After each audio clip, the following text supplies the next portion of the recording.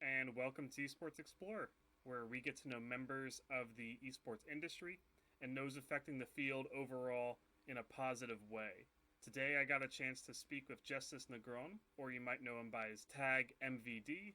He's a professional Super Smash Bros. Ultimate player for the organization Thunder Gaming, and most of our conversations centered around what it was like to participate in the game competitively, what his path to pro looked like, and some tips and tricks for new players looking to get into a game competitively. As a very poor fighting game player myself, it was a very enlightening conversation, especially some of the aspects involved on things Justice needs to do both in the game and out of the game in order to maintain a professional image and continue to grow his own brand as a competitive player. I hope you enjoy the conversation, as it was a very enlightening one for me, and I hope you have a great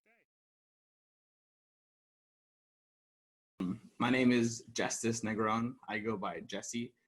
In the gaming world, I go by MVD. I've been playing Smash competitively since 2009, March 2009, so going on 12 years now. It's crazy to think about. I'm turning 28 tomorrow, July 31st. So to think Congratulations. Thank you. So to think that Smash has been a part of my, like all of my adult life, really. You know, I started when I was 16 and now reaching 28, and it's been such a crazy ride and experience overall. Right. And so the first game you played was Super Smash Bros. Brawl, and that was the one that sort of got you into the whole competitive scene. Is that correct? Yeah, that's when I started like the official competitive scene. Like I grew up playing Smash ever since the N64 days. Right. I played with my cousin and a group of friends, and we would have like house tournaments throughout like our neighborhood to be like, okay, who's good and who's not, kind of thing. So I've been competing technically since I was like 7, but in official events, like a part of the actual community itself, that was with Brawl. Yes. Yeah, like competing against your friends since you were 7, trying to be the best in your friend group, which I feel like is how a lot of people start off in fighting games, is like, I'm really good against my friends, I should go to a tournament. And then, you go over. I'm the best on my block, I'm the best in my neighborhood. But the thing is, I hung out with my cousin and his group of friends, and they're older than me. So I was like a little 7-year-old hanging around the, like 11, 12-year-olds, and I was just like, hey. What was your first tournament experience like after playing with them?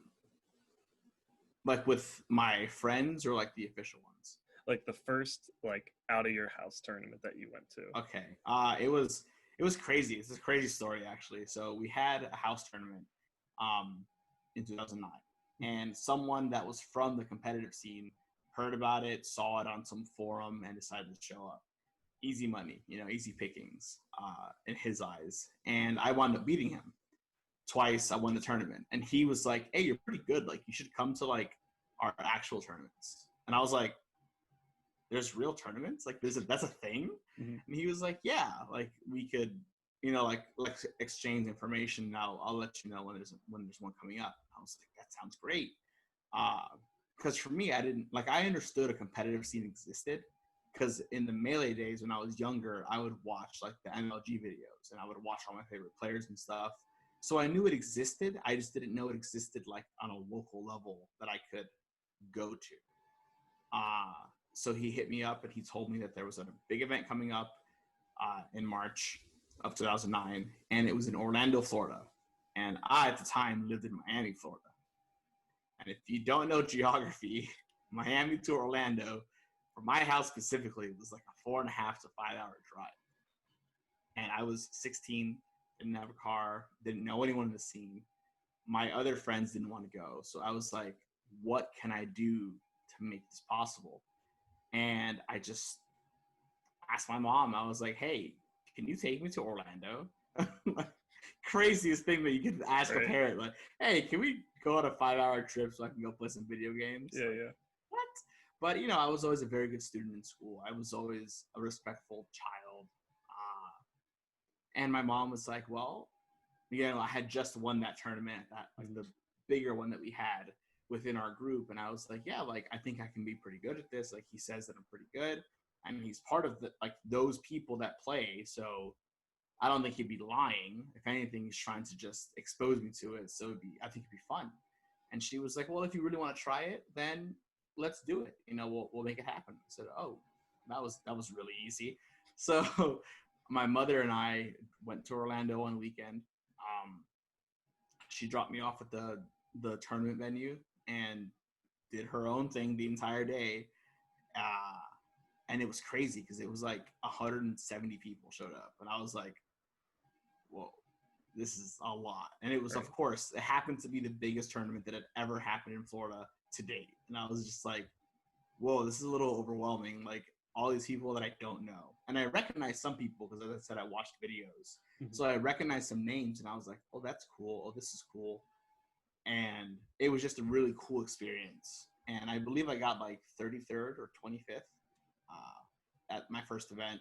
Which is really good for your very first tournament, 170 people. That's really good. Considering all of that, and Florida has always been an extremely strong Smash state, especially in the Brawl days against Snake, who's who I played, because Florida had like 3 of the top 5 Snakes in the world at the time. So it was like really, really difficult for someone new joining and playing the character that I played. But that's where I met like the best players in the state who have had the most amount of impact on my Smash career, I guess you could say. Mm-hmm.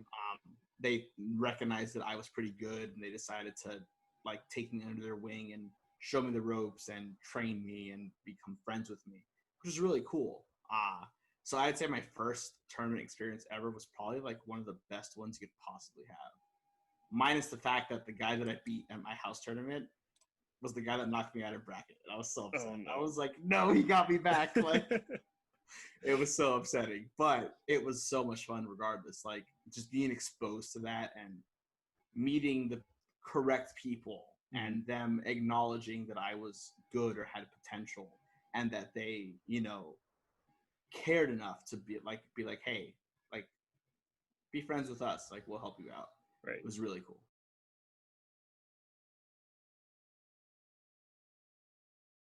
Speaking about going to your first tournament, all the people that you met and, you know, participating in a very active sense ever since then, do you want to tell me a little bit about, you know, the community during Super Smash Brothers Brawl Day, what the community's like now, just, you know, some things you enjoy about it, some of your perceptions? Sure. So back then it was very small. You know, our biggest tournament ever in the Brawl days was like, I think it was like 500 people, maybe. Which that doesn't sound like it's a small amount of people, but compared to the amount of entrants that we get nowadays, very small, which is crazy to say. But it was a very tight-knit group. You know, everyone basically knew each other. It was, I feel like it was slightly less cliquey than the current scene in general, FGC in general, fighting games and Smash. Because the top players back then were still humbled enough to want to reach out to newer people like myself. So I would say I was very lucky in that regard. And not to say that top players or, you know, anyone that's good doesn't do that nowadays. It's just there's so many people that sometimes some people might feel left out. So back in the day, it was a lot more grassroots, a lot more just like the community was built by the people for the people, which is amazing, great. But now, while we still are grassroots, we've incorporated like the esports realm of things, and companies are getting invested into it, and teams and esports teams, and you know, contracts and money, like actual money that you can live off of and have a career based off of. When back in the day, it was just, this was our hobby, and it was just cool. It was a thing that we did to stay out of trouble. You know, the biggest thing for me growing up, I grew up in a single mother household, mother and grandmother and 2 cousins. And it was always about like, you know, you always hear the stories of overprotective parents and stuff. And growing up with 2 women in my life being extremely protective and nurturing, and I will never be mad about that, obviously.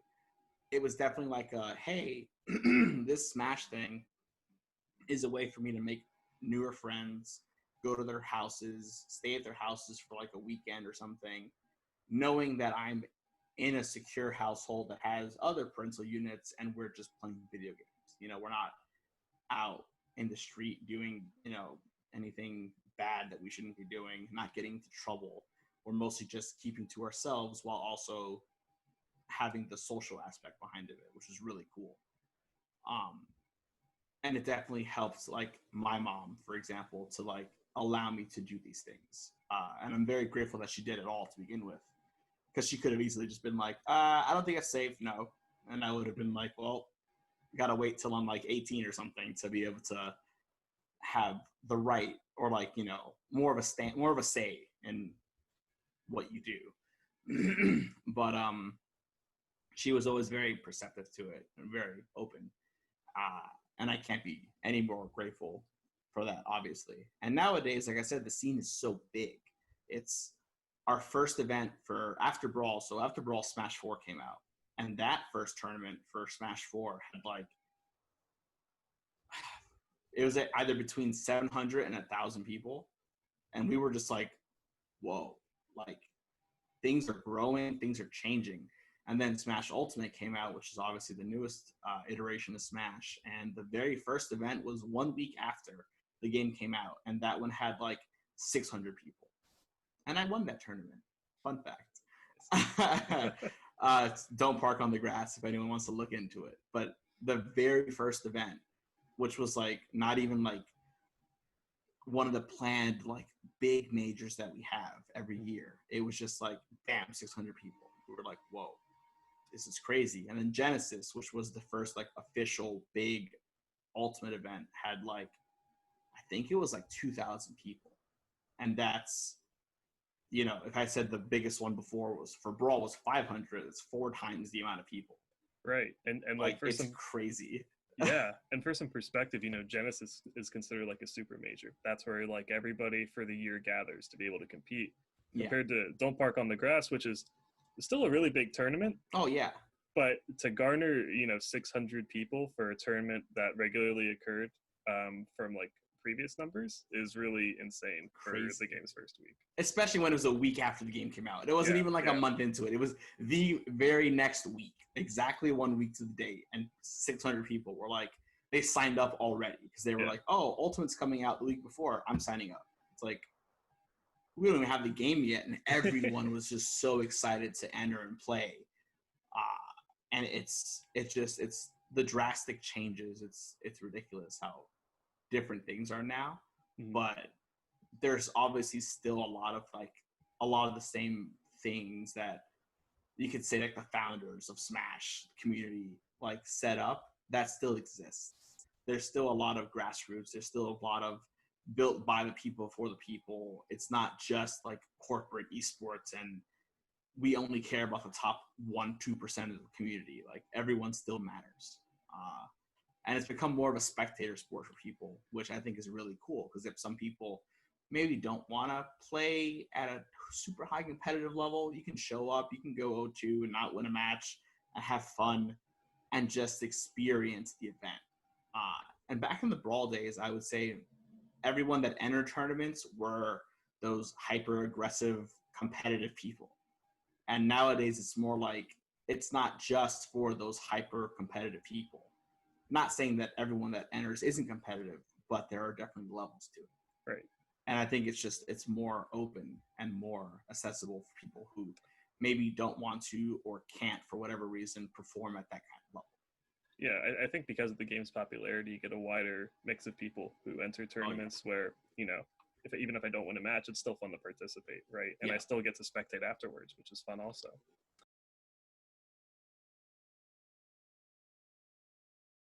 Mm-hmm. To backpedal a little bit, I know your family encouraged you a lot in regard to like, you know, getting good at the game. Your mom was your first opportunity to go to a major tournament. Do you want to talk a little bit about how you sort of transitioned into, you know, participating in Smash in a competitive sense and how your family was able to support you through that? So the first 4 or 5 events that I ever went to were all the Orlando events because they happened every month or every other month. I think it was every month, but I didn't go to every single one. So after having my mom take me to the first one, I told her, okay, well, the next one is whenever it is, and it's here again. Would you mind making this trip again? And she was very, yeah, let's do it. You had fun, you made friends, it was a good time, like, we'll do it. Okay, cool. It wasn't until like the 4th or 5th time that I went to Orlando that the friends that I made were like, why don't we see you in any like Miami events? And I was like, oh my God, there's Miami tournaments? Like, I had no idea. So it was very much just, the beginning was 100% my mom just carrying the entire weight of the world on her shoulders to make sure that I was able to go to these and be okay with it, as long as I did what I had to do as a student, as a child, as her son, basically. And if it was like rewards, essentially. I did well in school, stayed out of trouble, respected her, respected my grandmother. Okay, we'll go to tournament. It's that simple. And of course, I'm not saying everyone has it that simple. I know that I was extremely blessed with my mother and grandmother being as willing and open to allow me to do these things. But over time, it just like, I became closer friends with the better people that played the game that lived in Miami. Well, Miami's gigantic. So the people that I made friends with, they lived an hour away from me. And I was like, hey, like, I can go to their houses and like stay over the weekend and practice and still make sure that I'm doing everything I have to do. And she eventually warmed up to that idea, met the parents and everyone became friends. So it was just a lot of like, a lot of like just putting myself in the right position, right place, right time with the right people. And it just kept growing. The knowledge kept growing. Training sessions, I would be at these guys' house for the entire weekend. We'd play at least like 20 to 30 hours during the weekend. And I would maybe win like 5 games, like total. Like I would get my butt whooped. And it was tough because obviously if you're competitive, like you want to win, you want to see the progress, you're going to get frustrated. And I was just like, it's okay. It's okay. This is how I get better. This is how I get better. Just have to understand that. So it was a lot of like, I guess you could say trial and error, a lot of error. And a lot of people don't respect that process sometimes. People think that you just magically get good at something and it's overnight process. And it's just like anything else. If you play, baseball, you got to take your 1,000 ground balls and sometimes you can still make an error. Football, quarterback has to make that throw and sometimes it won't be a perfect spiral. Like everyone that plays a sport grinds and trains really hard. So it was just the same thing. Just grinding and training and understanding things and trying and being open to learn.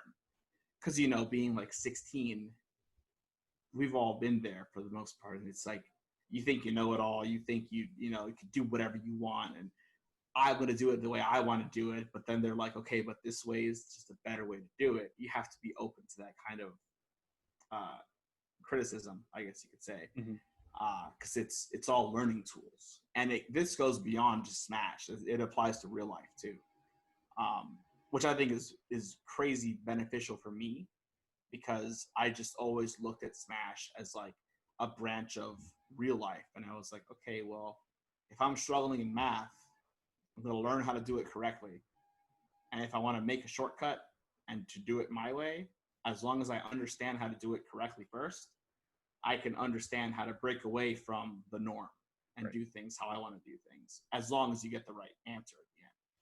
Those things normally that's just how it works.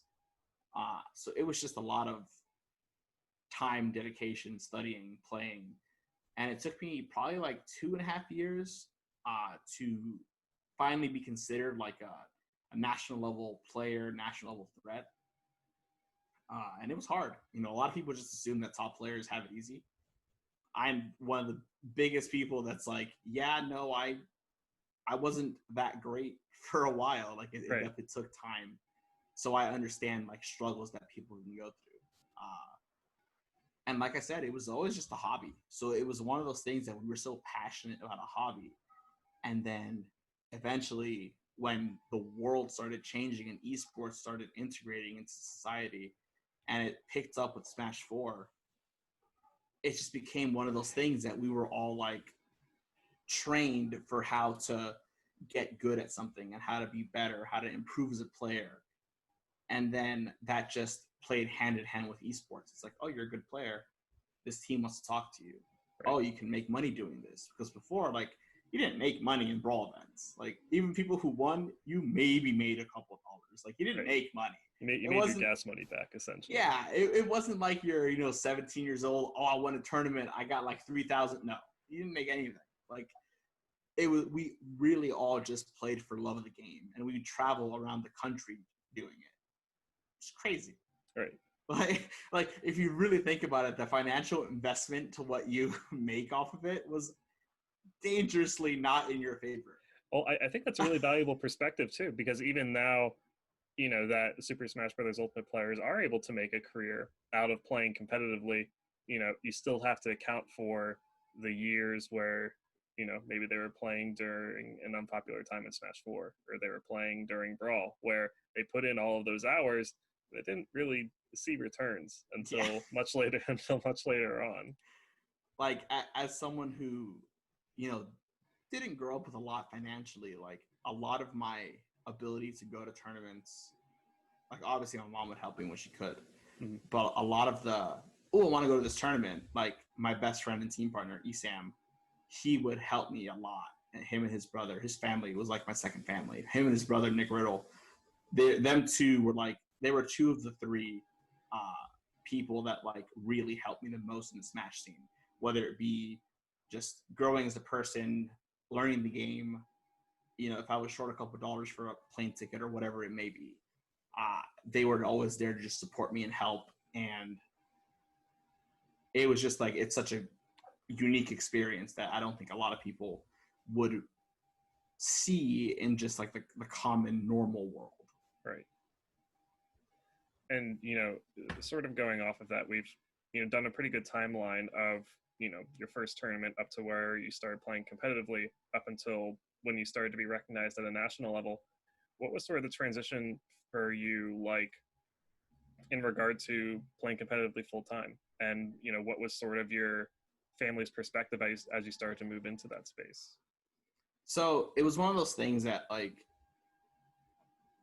man, because I always, during the Smash 4 days, which is when like esports started to become a thing and you could make money off Smash, I still held a part-time job. I worked at an arcade in Miami called Arcade Odyssey. Loved that place. I worked there for like 4 years, and the owners obviously were very aware of the gaming community competitive scene. So they were very lenient with me. If I needed to take a weekend off because I was traveling to an event, they would let me. If it was last minute and I was like, hey, I got invited to a PAX event to do a thing, can someone cover these hours? People would do it for me. So they were very helpful. Not even just the owners and the manager essentially, but all my coworkers were very understanding. So that was really cool. And my family, they were kind of just like, well, as long as you're getting everything that you need done, you can essentially do whatever you want. If it makes you happy, that's great. If you have any bills you have to pay, you're able to do it. If you have to, focus on studies, you got to do that. You got to do this. As long as everything was lining up to be working out and Smash wasn't just like over dominating my time, and it's not like I was just putting all the eggs in that one basket and hoping for something. You still have to spread yourself out and make sure that you're doing things that you have to do when it comes to anything, not just gaming related. But they were obviously always very supportive because I was responsible enough to make sure that things that had to get done would still always get done. And that's just like, kudos to my mom and grandma for putting that knowledge within me to like, hey, you can have all the fun you want, but as long as you get your work done, you have to make sure your work gets done. And that's, they had no reason to not support it because everything that had to get done would get done.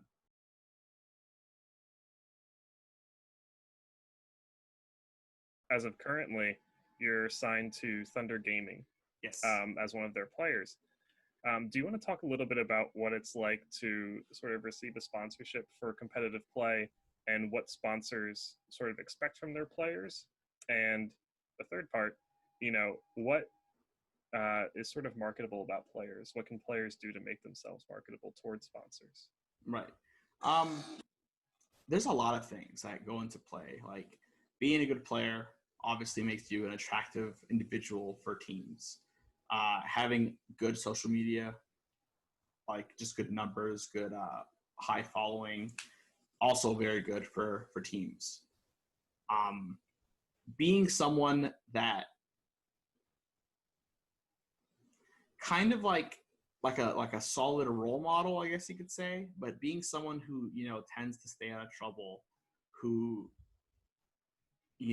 presents themselves well, because you're a reflection on the team if they sign you, obviously.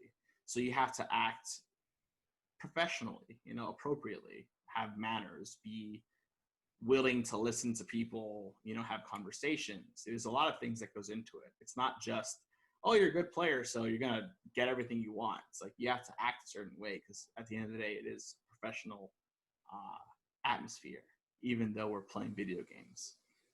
You have to be willing to,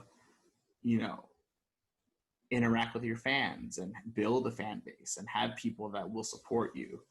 Be good to people. Like I said, make sure that your social medias are good. Content creation, either streaming on Twitch or doing YouTube videos, whatever it may be. You just have to find those things that you're good at or that you enjoy doing. And all of these things make you more valuable to a team, more attractive to a team. And these are all ways that you can market yourself. If people know that you're a rager who gets super salty and is kind of a jerk to people at all times, that public perception will seep into professional perception of you. So you have to just make sure that you're the best person that you can be, because otherwise teams aren't going to be interested. There will be someone else who's more valuable as a person, not just as a player. And a lot of people just assume that as long as you're the best player out there, that's all that matters. But you also have to be the best person you could be. Yeah, I think that's a really valuable perspective, because I think, when the sponsors are looking for, good players specifically, the reason they're looking for good players is because when they place highly, that's a reflection of the team that they're participating with. That's a good team because they chose a good player. But they're sort of doing that because having a good player on their team increases their standing, in the same way that having a positive player who is good in their community and helps others increases their standing. So really, it ends up being the same thing, being a good player and being a positive role model, because you're increasing, popularity for the team. So if you're lacking in one of those areas, that it's going to be a detriment to the sponsor overall. Even if you think that, being a top player might be more important than your social media presence or something, in reality, it ends up being pretty similar in regard to what teams are looking for. There are some people who excel at being a top player and maybe aren't the best at managing the social media usage, or there may be people who are good players and have fantastic social media presence. So there are times that teams have multiple people and it's like, okay, this person fulfills the top player aspect, this person fulfills the good social media, this person fulfills the content creation, but you kind of want to try to put all of those together. And that just makes you the most valuable that you could be. Sometimes it's hard to balance everything because being in tip-top shape all the time to compete is hard. Streaming on Twitch consistently is hard. Uploading videos to YouTube consistently is hard. Maintaining a positive and big social media presence is hard. Doing all those things together is even harder. And a lot of people underestimate that because they just, like I said, a lot of people just think, I'm a good player, that's all I need. When there's so much more to it. Like, teams get sponsors, and if sponsors don't like your social media numbers or how you act on social media, that can prevent a partnership from going down. Sure, they could say, he's not the best player. They don't place as high as we would like them to, but they do these other things really incredibly well. So that instantly could push you up. It's almost as if your placements are close to being like the least important thing when you're talking about a complete esports person or player. There's so many things that goes into it, and a lot of people, like I said, just don't understand that, which is fine. But yeah, as I said, teams require a lot of things. Every team is different. I've been on 3 teams since I've ventured into the land of esports, and it's basically been the same thing. Be the best player you can be. If you have a hard time, it happens. No one is that consistent all the time except for Leo. And then it's just be a good person. It's not. It sounds like it's a lot to deal with, but it's a lot easier than you think. They all have basically the same types of requirements. Whether how heavily they weigh them is team dependent, obviously. But the basics is just place well, be a positive influence, have good social media presence, and be someone the team can be proud of. Because at the end of the day, if they're investing into you and you are a reflection of the company, you want your team to be, looked at in a certain light. You don't want it to be negative, because then you deal with a lot more negativity. And that makes it harder to be a positive person, because if you're dealing with such negativity, you may lash out at someone one day and then that tweet's there forever. Right. Things just happen, And then it reflects back on the org that you're a part of. Yeah. Yeah. And a lot of people can lose sponsorships and, positions on teams because of things that they have done, or that if they act a certain way. So it's just better to just put your best foot forward and just be the best person that you can be.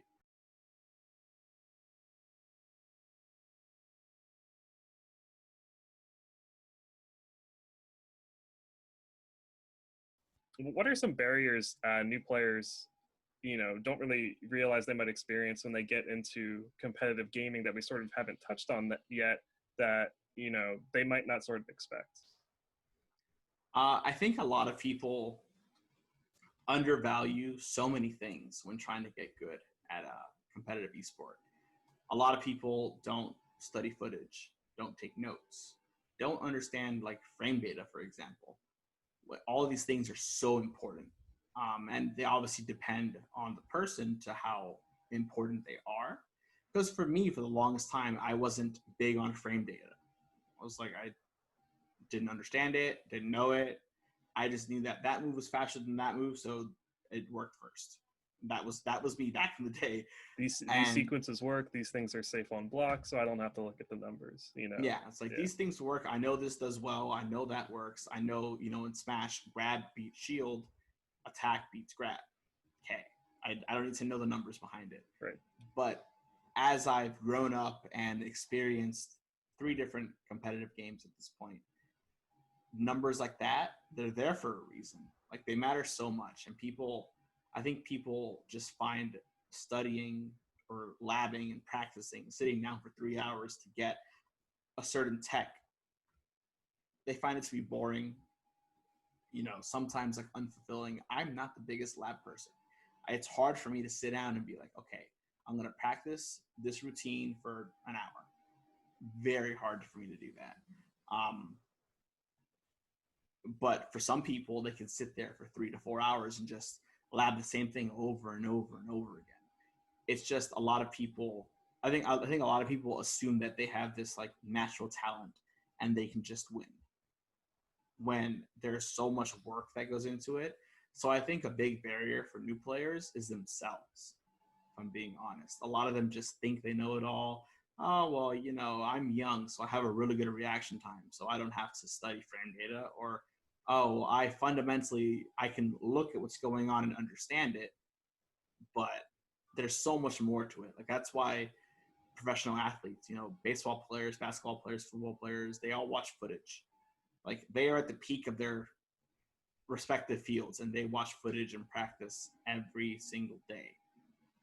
So what makes us gamers any different than that? Like, you can't just, oh, I'm going to do fine. And then the reality hits you and you go too. And then you go, whoa, that was hard. Like, Yeah.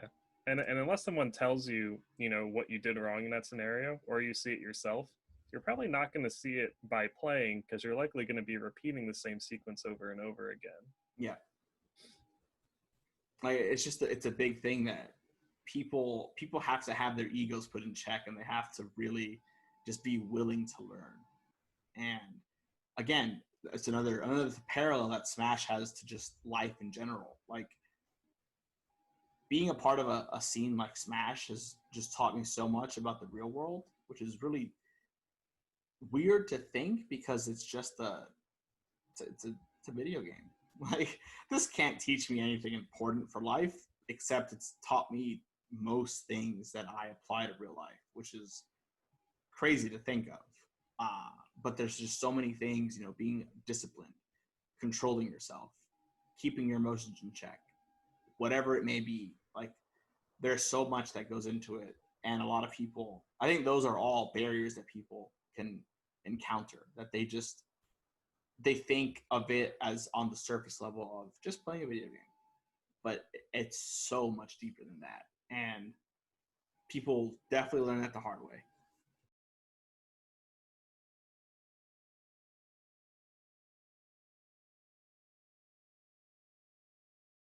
Do you want to talk a little bit about, you know, sort of the community and the people behind Super Smash Brothers Ultimate?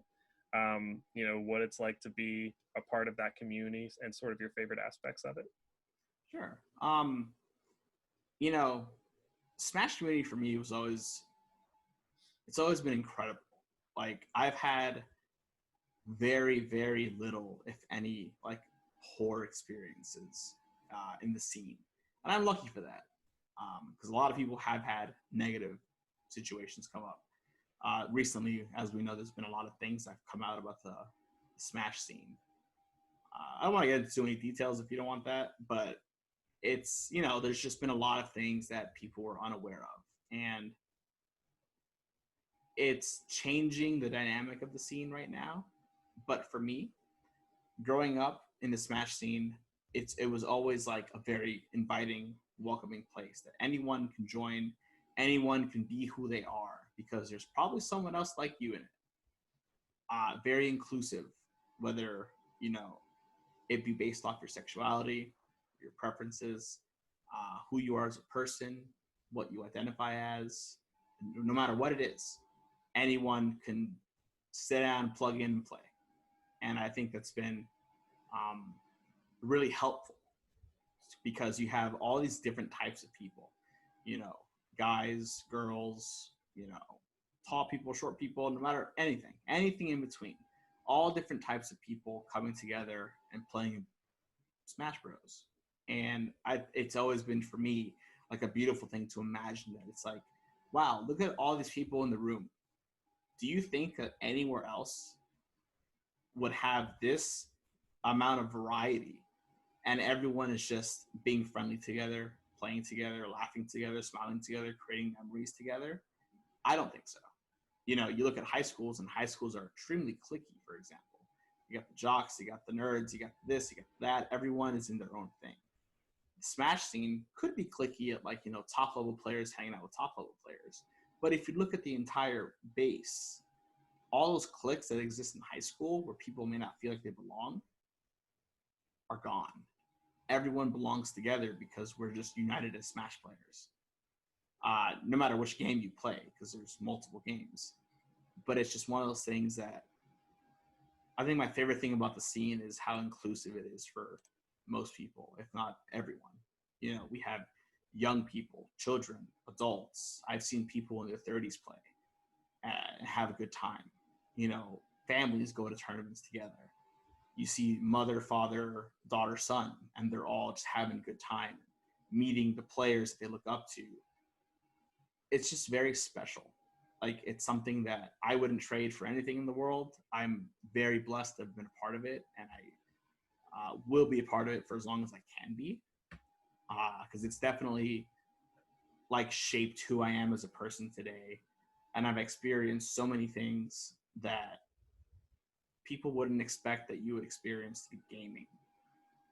Nowadays, it's a lot more accepted, but it's one of those things that it's like, wow, I look back on it, and in my 11 or 12 years of being in the scene, have done so much more than most people that I know at my age, most people that I know at, you know, older adults. Like, I've traveled to so many places, made so many lifelong friends, and it's just like the scene is so special. And I really encourage people to join it, because I hope that the beautiful things that I've seen in the scene, that others can also share that image. And like I said, I know a lot of things are kind of shaky at the moment, and things have been a little weird, but I think that we're gonna get past it and get it back to that, like, to that kind of vision that I and many people have grown to see in this match scene. But yeah, that's about it. No, I think that's a very positive note to leave it off on. And I really appreciate that perspective, because that's the exact same thing I've, experienced participating within the FGC community. My favorite aspect of going to tournaments is getting to see all the people I met at the last one, and getting to learn from players that are better than me, getting to know folks I wouldn't have met going through my daily life with my other hobbies, for example. Prior to us ending the meeting, do you want to share any socials or upcoming news that you might have? Sure. So if anyone is interested, you can follow me on Twitter. My Twitter is twitter.com/MVD731. So letter M, letter B, letter D, 731, which is not my favorite number. It's just my birthday. And then I have a Twitch account that I stream off of regularly. It's twitch.tv/MVD_731. And that's all for socials. I just want to give shout outs to everyone that supports me and believes in me. Mom BD, she's biggest supporter from day one. My whole family, all the friends that I've made, everyone that tunes into my streams, that subscribes, that follows me on Twitter. Every one of you have all been part of the journey, and it's not done yet. I'm only where I am because of all the support that I have, and I could not thank you guys enough for it. Awesome. Well, thank you so much for your time today. I hope you have a great birthday tomorrow, and it was a pleasure speaking with you. Likewise, dude. All right, have a good one. You too. Bye-bye.